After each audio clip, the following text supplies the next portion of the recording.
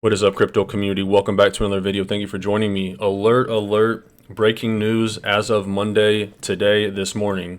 If you guys have been at work, haven't been looking at the charts, Bitcoin spiked over 8%, tapping out at 30K. Now, this is not a bullish breakout. This is because of some fake news. And this is a reminder, don't be a trader because 99% of crypto traders get wrecked. Maybe you're the exception to the rule, but it's a zero-sum game. Fake Bitcoin ETF news. So an ETF is an exchange-traded fund. It's just a bundle. A Bitcoin ETF would allow retail investors and others to invest in Bitcoin via the stock exchange without actually owning Bitcoin. So it's kind of like a proxy way to invest in Bitcoin. Look at these amount of liquidations right here. In the past 24 hours, 39,000 traders were liquidated, meaning they lost their whole balance of their trade. Zero. The total amount of liquidations, $182 million. Now, what really went down? Because there's some shady stuff going on. And just think about this, guys. Say Cointelegraph, one of the biggest crypto outlets. Say I worked there, right? You guys want to know how you become a crypto millionaire? I'll tell you. Write a fake news article for a reputable place like Cointelegraph that BlackRock, one of the biggest hedge funds in the world, their Bitcoin ETF was approved. Make a 100x position against that, and then when the news comes out that it's fake, cash out, you're rich, you can retire. Monday morning, Bitcoin quickly spiked thousands of dollars, hitting as high as 30K on some exchanges. Why? Because erroneous reports about the SEC approving BlackRock's iShare Bitcoin ETF spread online. And it's not just Cointelegraph. Bloomberg terminals, I think a Bloomberg terminal is like $30,000. Correct me if I'm wrong in the comment section below. It's what Wall Street traders and just professional traders, you wouldn't probably buy one of these unless you were a professional trader for your house. But it was showing that on the Bloomberg terminal as well. This guy says, whoa, Reuters is reporting the SEC is approving the iShares Bitcoin ETF. This is via Benzinga and an actual headline on the terminal. I still want confirmation. Cointelegraph came out and apologized. And look at the wick down from Bitcoin. Now, when I see stuff like this, I always think of like the September 11th attacks. I don't know if you guys are aware, but there is proven insider trading against all the airlines because after the September 11th attacks, all the airline stocks took a dump, right? It's kind of like before the Israel-Hamas conflict. A lot of insider trading happened because military stocks got a huge bump. Why? Because people are anticipating a war. So I think there's more to the puzzle here. But it's crazy to see a wick like this all the way up from 27K to 30K, all the way back down. Guys, if you want 41 bucks in free stocks, sign up with Webull. Just deposit a penny, get your 41 bucks, buy some more XRP, buy a nice dinner for your girl tonight. I want you guys to leave you with this clip. This is from the Moroccan central bank, and she is the governor of the central bank. She's talking about instant transfers and how I think a lot of banks in the future will use something like XRP.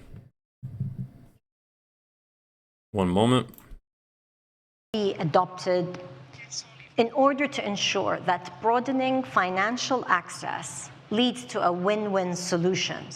Morocco has its financial inclusion strategy, and that is working on making sure that financial inclusion can support macroeconomic objectives. Merci. Thank you very much. First of all, let me try and set the stage of our conversation today because it's something all countries in the MENA region have in common. We have a large part of the economy that is in the informal sector, and as a consequence, cash transactions, cash in circulation is very high. And we are probably among the 5 countries where cash transactions are most widespread. And thirdly, we have a Moroccan community abroad that sends remittances to help those who have stayed in Morocco. So we have realized when we're, by the way, the managing director mentioned it, we have done a survey and we realized that women, rural communities and young people are the most disadvantaged, and also MISMEs, micro and small and medium-sized enterprises. They are usually excluded from financial services. And based on that survey, we launched our first financial inclusion initiative. And we tried to focus on those disadvantaged and excluded groups. Since they did not have access to financial services, we tried to introduce new players into the market.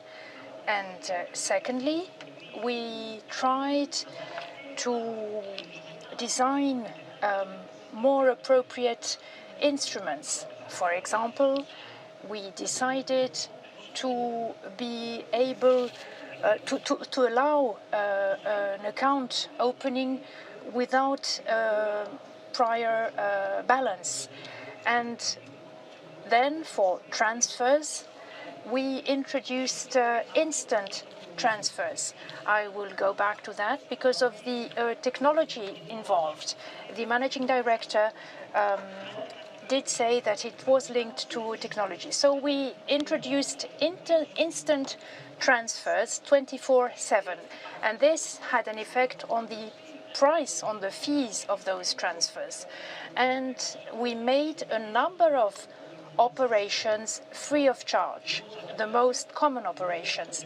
So new actors, new products, and obviously we relied on new technologies. The MD mentioned mobile banking, and that was crucial. But mobile banking led to a number of challenges because small shops were afraid to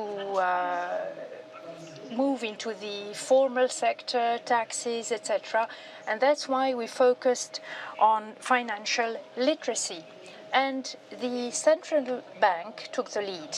In 2013, we created the Moroccan Academy of Financial Literacy, and we started working with the ILO, with the Ministry of Education, to develop educational toolkits for all those groups, for all those target groups. And we even produced some educational material in our dialect to reach those most excluded groups. And that is how we moved on, as the managing director rightly said, and we achieved a number of outcomes. But it's far from over, and it's still work in progress. Thank you. Thank you very much. As always, guys, thanks for watching the video. I hope you enjoyed it. Take care of yourselves. Take care of your families. Until next time.